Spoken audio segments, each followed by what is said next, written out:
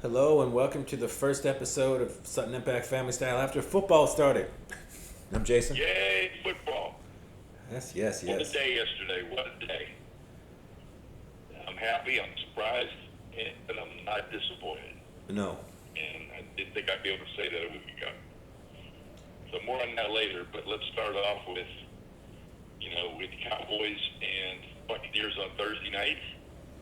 Yeah. Great game, exciting game. Great TV game, lots of scoring. Great TV game. I expected the Buccaneers defense to play much better than it did. And I didn't think Dak would have the game that he had. I was very, very surprised. If I would have been betting on that game, I'd have lost my shirt. And on a personal note, Dak Prescott is one of our two quarterbacks on the fantasy team you and I share, and we benched him. We benched him because we were worried about the Buccaneer defense. Yeah. But the Cowboys' offense looks very legit. Their defense looks the opposite. But, I mean, they're going to be fun to watch. Amari Cooper played amazing. CeeDee Lamb looked good. Gallup. Ezekiel Elliott didn't do much, but, that's... Yeah, I don't know. I said I thought that Ezekiel Elliott, he kind of hit that wall that those running backs hit after a while. Yeah. I don't know, but I mean, that game was a great game to watch. And then speaking of great games, the Browns-Chiefs game yesterday was amazing. It was. We got to see lots of Patrick Mahomes being Patrick Mahomes. Different arm angles, launching, uncorking balls downfield, scrambling for touchdowns. Just an amazing, amazing player. He's just, he reminds me of a Joe Montana with a great arm. Joe Montana never had the great of an arm, but the kind of plays he would make and the way he handled himself and the way he thought about things, he reminds me of Joe Montana. And the Chiefs, when you watch them schematically, like, there'll be plays where it looks like, it's Travis Kelce and Tyreek Hill. That's the offense outside of Patrick Mahomes, which is, without saying. But, like, they scheme those guys open and get them one-on-one or get Travis Kelce wide open. It's just insane. Because if you're a defensive coordinator, you figure there's no way I'm ever letting Travis Kelce or Tyreek Hill get open or at least get, one-on-one coverage. And they're getting it all game long. And they're finding open spaces all game long. And it's just incredible. You watch the way they use motion and move players around. It's pretty incredible. And they really are deadly down on the goal line. In the red zone, they are deadly. Yes. Because they move around and they, Mahomes can anticipate them, but Tyreek Hill, you're trying to hit him off the line, you miss that, and all of a sudden he's free, and it's crazy. And Kelsey can just move around the end zone really, really well. And then, just like that one play, like he got knocked back like 10 yards, all of a sudden he scrambles, and all of a sudden Patrick Mahomes in the end zone for a touchdown. But the Browns looked, very solid for 3 quarters. They were the dominant team in that game. They were running the ball, getting whatever they wanted. Baker was throwing some great passes. The commentators we talked about were saying that this is the best they've ever seen Baker play. Like some of those throws to Njoku, the tight end, were just beautiful, beautiful passes. But then they just crumbled down the stretch. And like I told you offline, I just think he's too emotional. And I think that you can't, he gets either too high and too low, and it's a combination. I just think that he's got to be able to be more cold and calculating at times than he is. And I just don't know if he's got that in his toolbox. Yeah, because you look at that team, Clowney and Garrett look like an imposing force. Denzel Ward looked great on the back end. Despite the fact that people, especially fantasy people, talk about how boring he is, Jarvis Landry just always makes plays. Whether he runs the ball in from the end zone or just catch. You throw him the ball, he's catching the ball.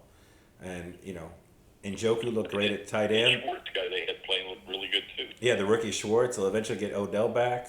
Obviously, the combination of Chubb and Hunt looked like they could get 5-6 yards at a pop. And it comes down to Baker. And, Well, the rookie quarterbacks all looked good yesterday too, I thought. I think for the most part they did.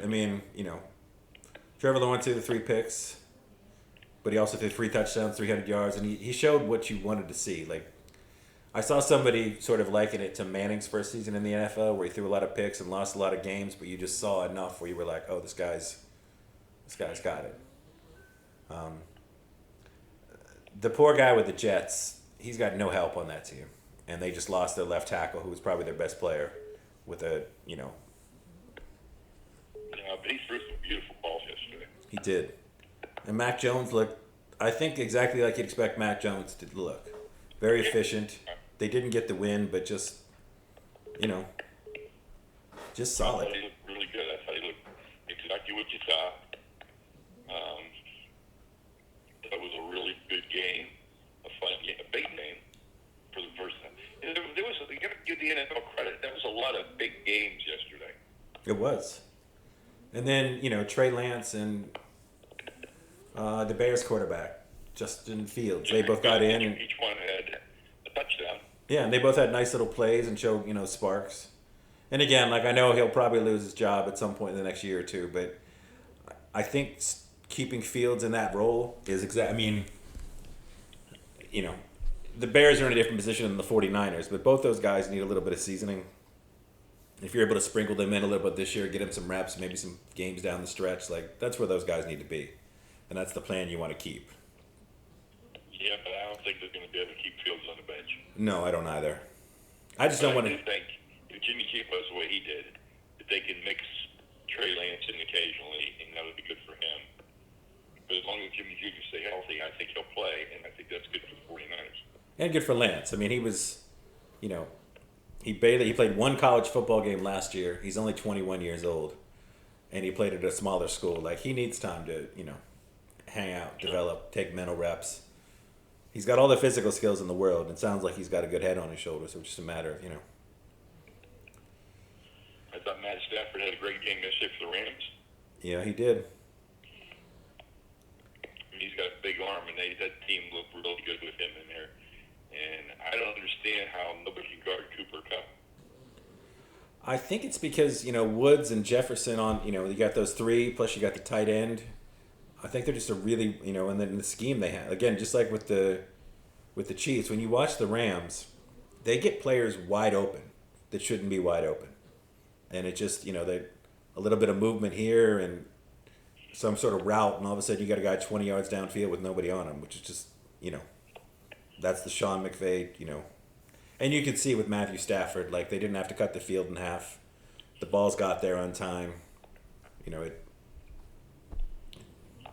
It's a big upgrade from Jared Goff. Big upgrade. And then, what was I going to say?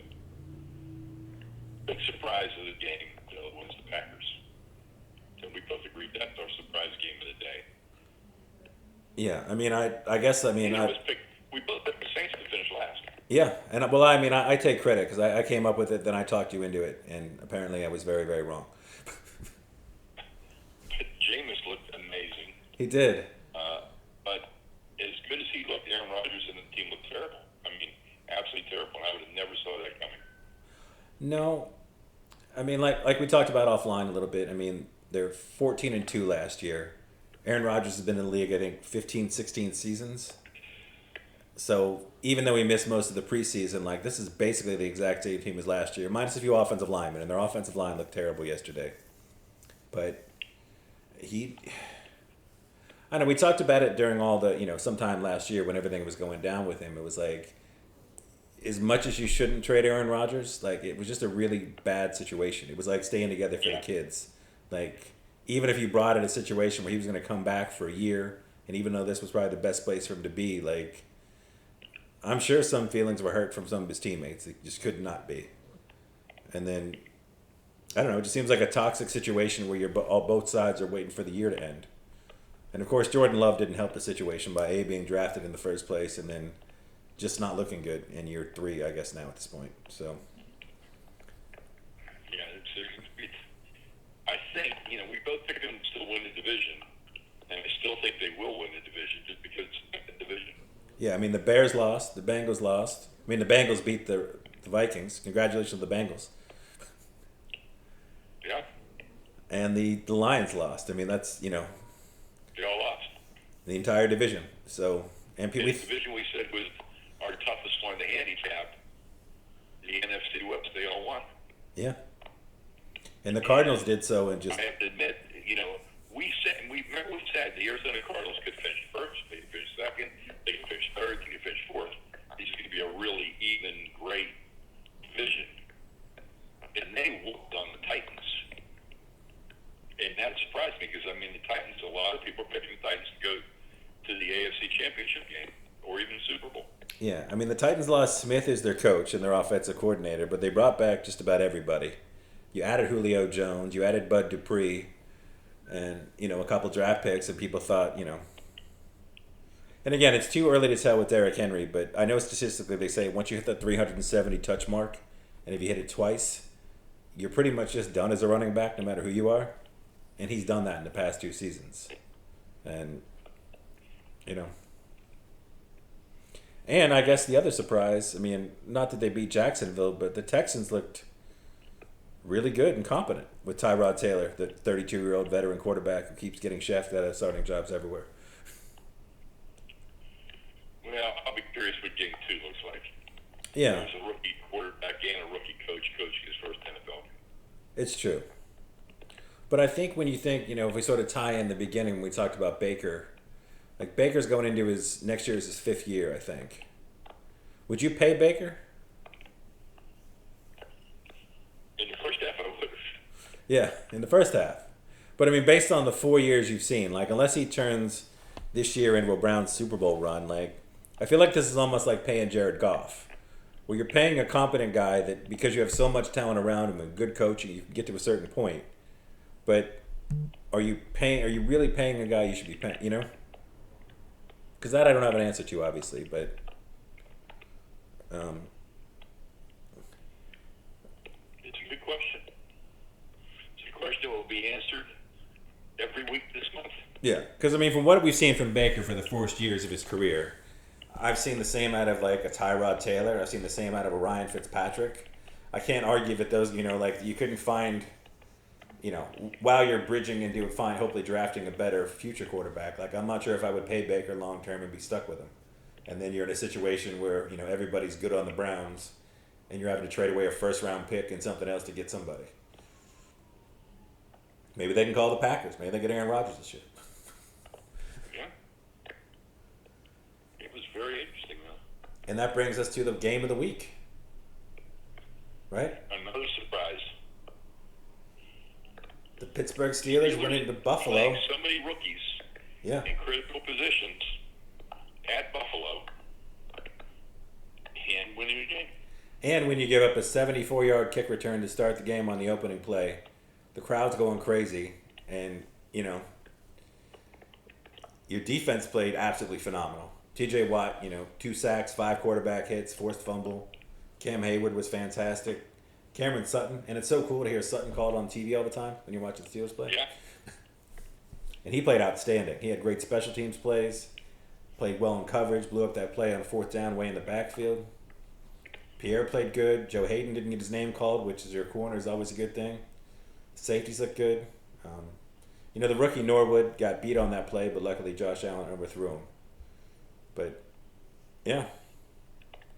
If you're the Bills, Great. yeah. And Josh Allen looked more like the first 2 years of Josh Allen than the last year of Josh Allen. But part of that, I think, is, Steelers defense is really good.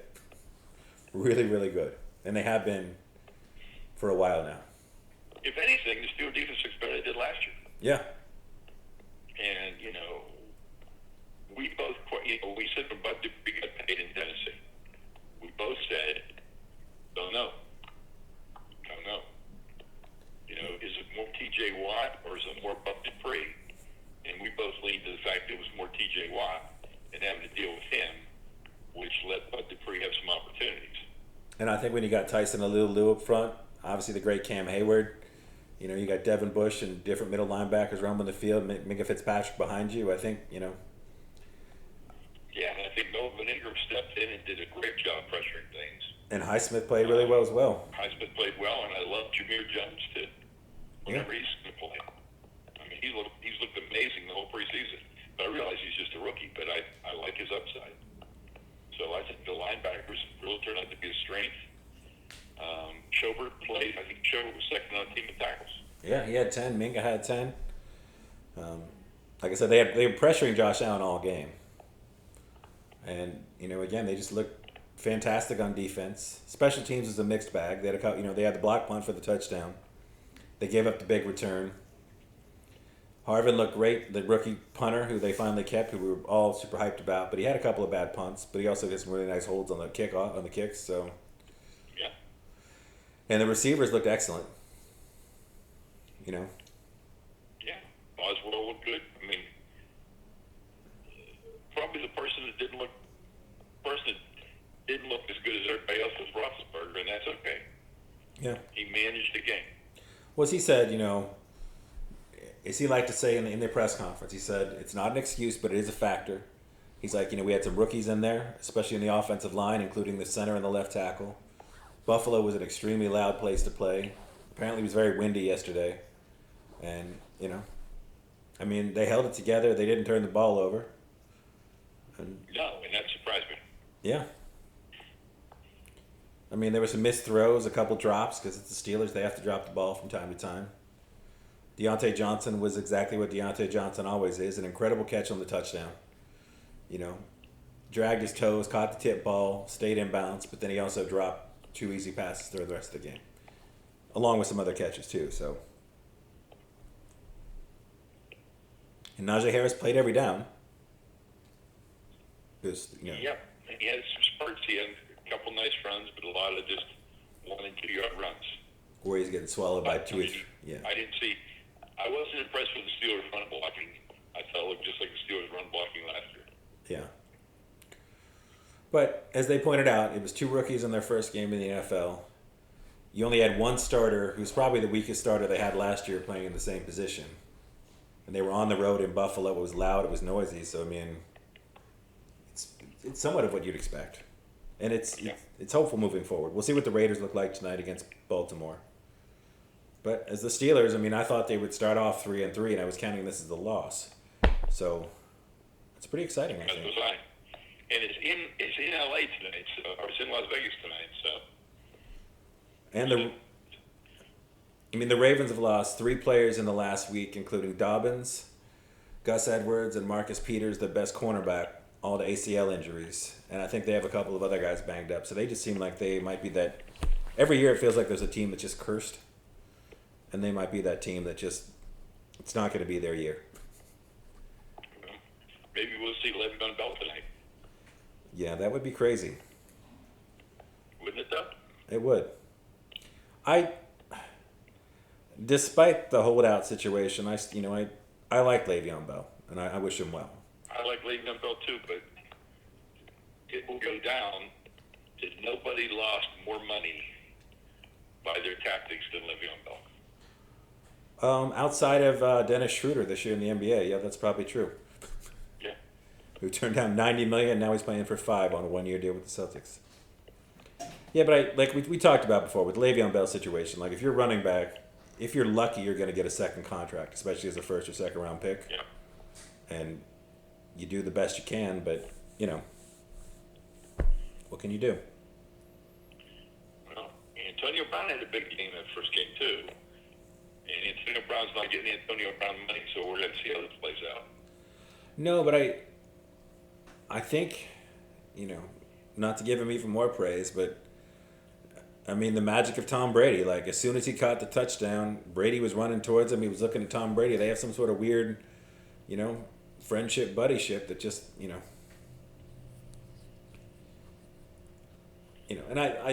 I think no matter how good Antonio Brown plays, he's 33 this year. He's never going to get the big money again.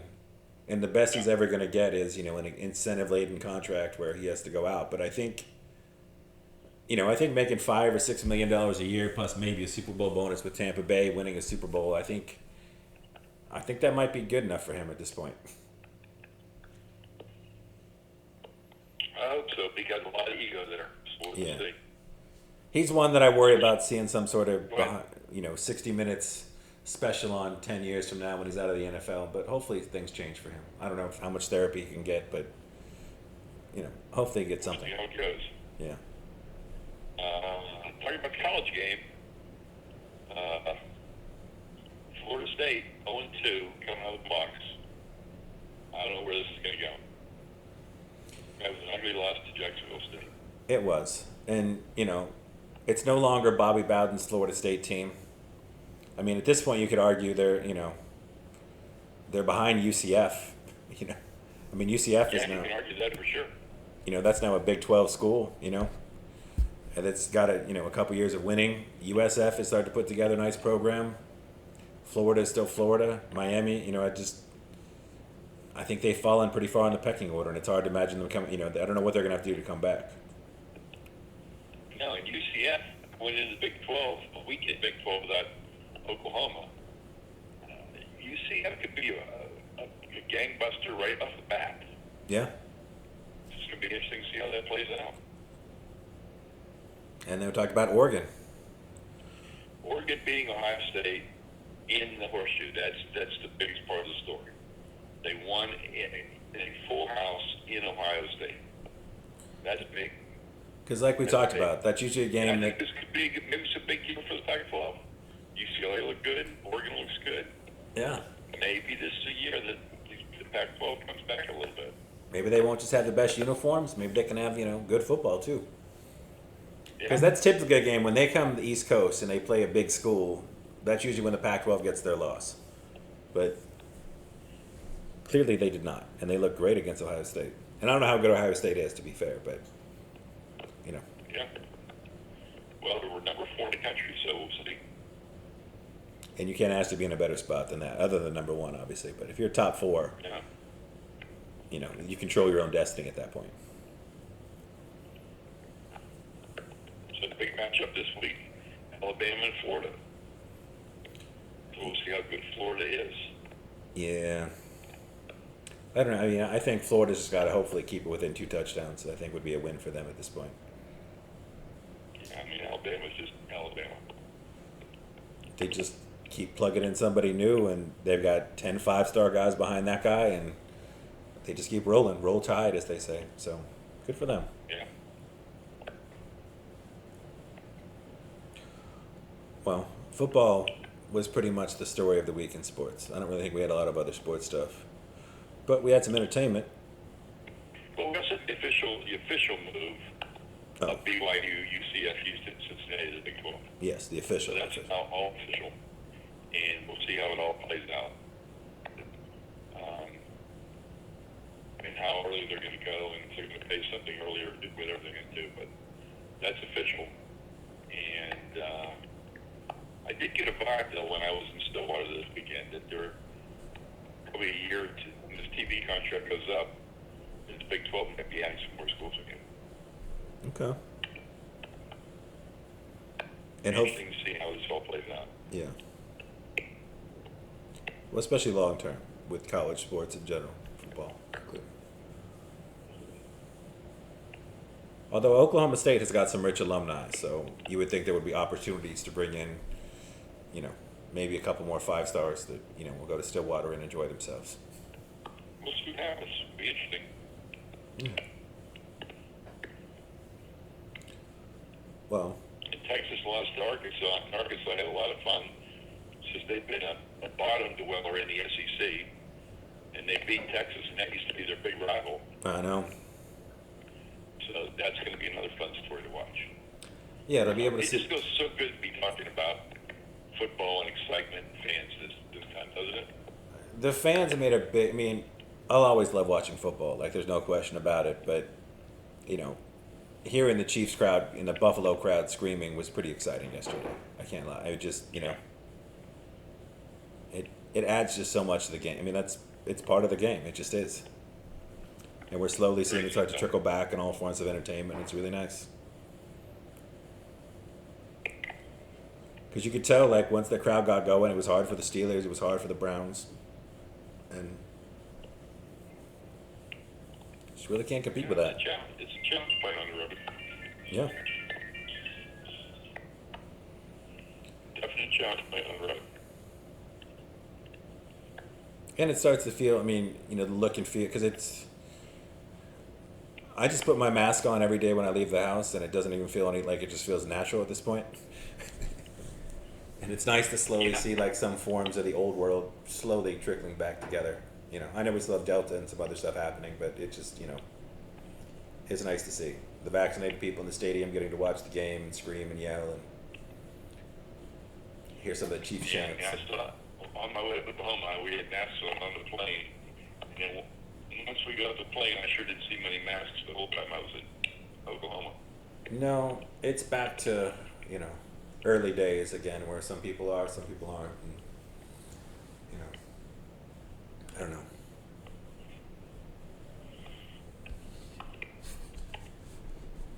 Well, now we can go to entertainment, where I watched 9 consecutive episodes over the course of 3 days of Stephen King's The Stand, the Paramount TV Plus version. And I really enjoyed it. Now, what was it on originally? Was it on Paramount or something originally? You mean... Because I know I'm watching it, I'm streaming it. Those commercial breaks are still there. There's a commercial. But obviously it was on network TV at one point in time with commercials. I think so, but as you continue to watch, and maybe it was already in the first episode, but there is nudity and there's a lot of swearing and violence in this show, which surprised me for something on Paramount, but also just from the standpoint of, something that I presume was, I guess they could have cut it for network and maybe this is the unedited version for TV or streaming. I don't know. But, given the nature of, what you recommend it. We watched it last night. I really enjoyed the first episode, so we'll be watching some more of that tonight. Because I think the original time it was on TV back in the 80s was when Stephen King's movies were way more missed than hit, as opposed to now where people seem to have gotten a grasp on how to bring Stephen King to the screen. And, it's dark, it's gritty. I guess for some people it could be a little triggering given the fact that it is about somewhat about a pandemic that kills the majority of the people on the planet. Obviously it's much deeper than that, but that is the baseline of the story. So if you're going to watch, just know that that's not really a spoiler. That's the first 5 minutes of the movie. But I know the way the last 2 years have been for some people, that might. No, I thought as I watched it last night, I said, "This is eerie." Yeah. It's really eerie. But like I said, it's really enjoyable, and I would recommend it. Yeah, and they did a really nice job of casting on this show. I that was the first thing I remarked when I talked about it, because obviously you're a big Stephen King fan. When I talked to you, just like they cast it really well, and even though I didn't read the book, it feels like this is closer to what the experience of watching a book be brought to life. I think this is way closer to what it could have been. So. Well, it's one of my favorite books, and I read he issued a book that was down, and later on, after he'd gotten more established as Stephen King, he released it in its original length, which is over 1,000 pages. But I never thought the book was too long. I thought it was very engrossing, a great story. Yeah, obviously everybody, remembers being in school where a teacher tells you how long a paper needs to be. And everyone thinks there's a certain length. But just like with movies, like if the movie needs to be an hour and 10 minutes, or if it needs to be 2 hours and 10 minutes, if the story warrants it, that'll be what it is. This obviously is a 9-part, a 9-part miniseries. They take too big of a story and try and cram it in, or they don't have enough of the story and try and stretch it out. Right. And those really show up. You can really tell. But we're talking about a 1,000-page book, and this is a 9-episode TV show, so it's pretty close, I think. I'm sure there's stuff if you're a book reader, you're going to be like, oh, they forgot, this plot line, or they should have spent more time here. But like I said, I really enjoyed it. So, and just because it was the way I also was able to watch the Steeler game, Paramount Plus is 7 days free on Amazon, and then it's $5 after that if you forget. But it's very easy to turn stuff on and off on Amazon. So if you just want to check out, The Stand, or get your local CBS game on a Sunday, it's a nice free way to do it. Yeah. I gotta get rid of. I gotta get rid of BritBox because I haven't really watched BritBox since the first time I went on. I just gotta figure out how to drop something now. Well, I know I've badmouthed some of the political and financial practices of Amazon, but I will say they're adding and taking off of TV channels on their streaming service is fantastic. You click to add it, and you go back to memberships, and you can click to take it off, and they take it off right away. So it's very, I know people get worried about adding stuff and then having to cancel, but it's been pretty no hassle because I've done it with AMC Plus and BritBox and a few others along the way. So if you're a little nervous about that, that is a good place to do it. Yeah, for sure. Well, I had a food moment. Okay, good, because I didn't. I had two, actually. One is a replay because I went to Good Gravy in Oklahoma City for breakfast on Thursday. It had the value of the meal, like for $10.99, I had 2 eggs, hash browns, 2 humongous biscuits and gravy, and probably 10 ounces of ham. 2 like 5 or 6 ounce ham steaks, all for $10.99. Oh wow! And it was really, really good. And House of Gravy has 40 different gravies, and that's their trademark. But it's like you could have sausage gravy, you could have sausage gravy with bacon and sausage. You could have cream gravy, you could have cream gravy with bacon, cream gravy with sausage. You could do all kinds of things. But it's kind of nice, and the biscuits are homemade and they're really good. That was one meal. The other meal I had was it was like Oklahoma State for my award, and I got to be in the suite, so I could have food at the football game. And their food on their suite level and their club level, which I talk about every year, is the best. Some of the best I've ever had at a sporting venue. So this Saturday we went, and you had your choice of breakfast, and breakfast was biscuits and gravy, eggs, bacon, sausage, carved sirloin beef, chicken and waffles. That was a breakfast. Pretty amazing, right? Yeah. The next station was barbecue chicken, barbecue ribs, pulled pork, baked beans, homemade biscuits, homemade cornbread. And then they also had another station that just had grilled hot dogs and brats and different things like that. So, I mean, just amazing. And all really good food, too. Not just having the variety, but having the variety of good food. Very nice. Very nice indeed. Well, Oh, and homemade cinnamon rolls in the breakfast one. can't go wrong with a good cinnamon roll. Well, down here in New Orleans, we're slowly starting to open up. Some restaurants said they'll be back end of September, some in October. So hopefully I'll have some food moments in the coming weeks as we get a little closer to things coming back to normal again. Yeah, hopefully so. It's been a while. It has. And your food moment next week could be what I sent you that you're going to get on Wednesday. Oh, that's true. If you have a chance to eat it before the next show. Yeah, as long as the weather holds and we can light the grill, I think that'll definitely be something. You get another storm coming through, right? Yeah, we do. We do. It's like the end of the world there. Yeah, and the streets smell awful from, everybody's food went bad and it's in the trash cans and it's been sitting there for 2 weeks. So it's not the time to come to New Orleans, that's for sure. No, that's for sure.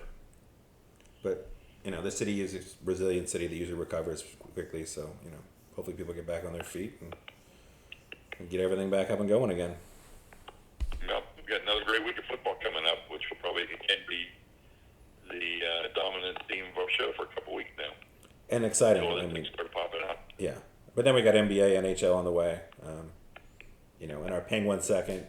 Malkin is out. Crosby has wrist surgery. He's going to miss at least 6 weeks. So it's a bummer in Hockey Town in Penguins. But, And I'm going to be rooting for a three-peat here in Tampa. Yes, indeed. Now, we do the baseball playoffs coming up. We will talk about those. I know. I forget about baseball all the time. Shout out. So a writer in the Tampa Bay paper says Tampa Bay is the worst attended team in baseball, as I think the Marlins, and yet they're the best team in the American League. Yeah. And it said the players, the guy writes this editorial said the players deserve to play in front of some people. Why don't you just cut prices and encourage people to come out for the players' sake?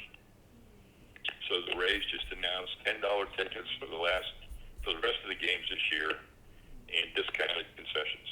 That's good. Trying to get people to come out and support the team. That's great. Hopefully that works because they, like I said, it is a great team, but like I said, it's the worst venue in sports. So by far. And it certainly doesn't help when you go. I mean, because again, if you go to the wrong baseball game, it could be kind of a slog. And then if it's not a cool place to be, like Pittsburgh or San Francisco or New York or Boston, all these like iconic parks that are would be fun to just hang out as a park almost. And then you have that.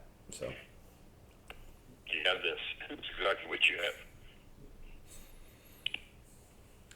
All right. Well, I guess that'll sum it up for this week. And hope your favorite team did well. Your fantasy teams did well. If you have any questions or topics, please let us know. You know, we try to mention Sean whenever he gives us a shout out. So, you know, and if anybody else wants to, we're more than happy to talk about whatever you want to talk about. And obviously, everybody have a great week. Stay healthy. Stay masked, and get your booster shot if you get a shot. all righty.